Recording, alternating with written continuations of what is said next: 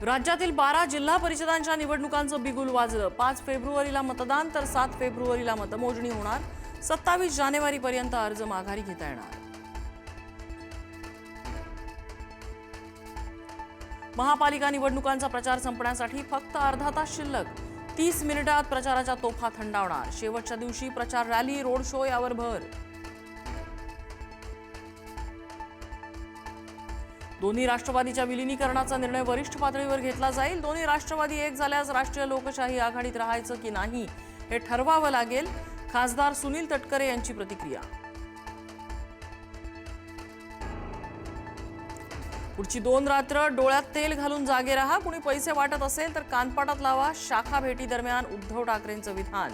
तर गेले 4 वर्षांपासून मुंबईची लूट, आता शेवटची वेळ सुरू, ठाकरेंचं टीकास्त्र।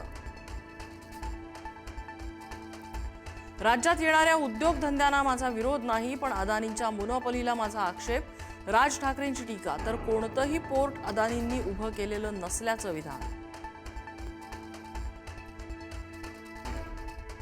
प्रचाराच्या शेवटच्या दिवशी नागपुरात मुख्यमंत्र्यांचा रोड शो। देवेंद्र फडणवीस स्वतः बाईक चालवत रॅलीत सहभागी। महायुतीच्या सभेत भाजपा प्रदेशाध्यक्ष रवींद्र चव्हाण यांचा लुंगीचा पेहराव। रस्सम मलाई इफेक्ट म्हणत संजय राऊतांचा निशाणा। तर काचेच्या घरात राहणाऱ्यांनी दुसऱ्यांच्या घरावर दगड फेकू नये, रवींद्र चव्हाणांचं प्रत्युत्तर। कदाचित या शेवटच्या निवडणुका असतील अशी पोलीस विभागात दबक्या आवाजात चर्चा। पुढारी न्यूजशी बोलताना प्रकाश आंबेडकरांचा मोठा दावा।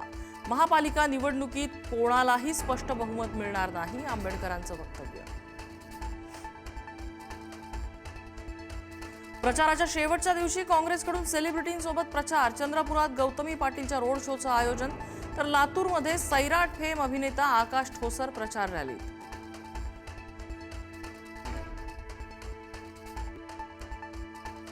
अंबरनाथमध्ये उपनगराध्यक्ष निवडणुकीनंतर भाजप शिवसेनेत राडा।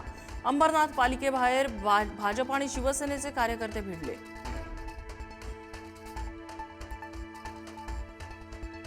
अमरावतीत भाजप युवा स्वाभिमानचे कार्यकर्ते आमने सामने। आधी कुणाची रॅली निघणार यावरून वाद। दोन्ही पक्षाने एकाच वेळी रॅली काढल्याने घोषणाबाजी।